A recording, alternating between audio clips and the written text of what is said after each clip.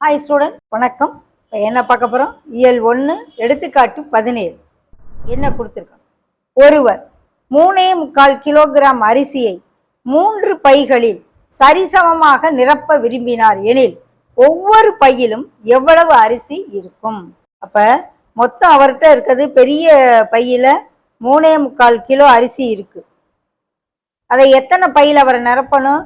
3 சின்ன சின்ன பையில நிரப்பணும். இப்போ ஒவ்வொரு பையிலும் எவ்வளவு இருக்கும் அப்படின்னு கேட்குறாங்க. அப்போ அவர்கிட்ட இருக்கிறது ஒரு பங்குன்னா அதை எத்தனை பங்கு வைக்கிறாரு? 3 பங்கா வைக்கிறார். அப்போ நம்ம என்ன எழுதணும்? 3.25 கிலோ அரிசி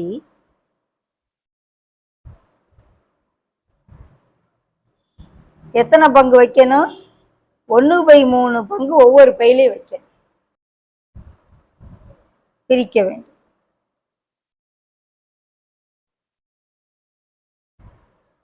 மூணு பங்கு வச்சு ஒவ்வொன்றிலையும் போடணும். அதுதான் 3இல் 1 பங்கா ஒவ்வொரு பையிலையும் போடப்படும். அப்ப 3.25 எதால வகுக்க போறோம்? 3ஆல வகுக்க போறோம். 3 பங்கா பிரிக்கப்படும். ஸோ இதை கலப்பு பிணத்தை முதல்ல தகாபிணம் 4 12 12 3 15/4 வகுத்தல் 3/1 எப்படி எழுதலாம் அப்படின்னா வகுத்தலை பெருக்கலா மாற்றி தலைகீழா போடணும். ஓகே,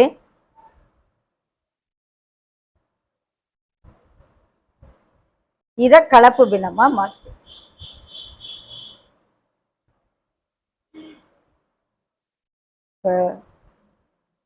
ஒவ்வொரு பையிலும் எத்தனை கிலோ அரிசி போடுவோம்? 1.25 கிலோவா போடும். ஸோ ஒவ்வொரு பையிலும்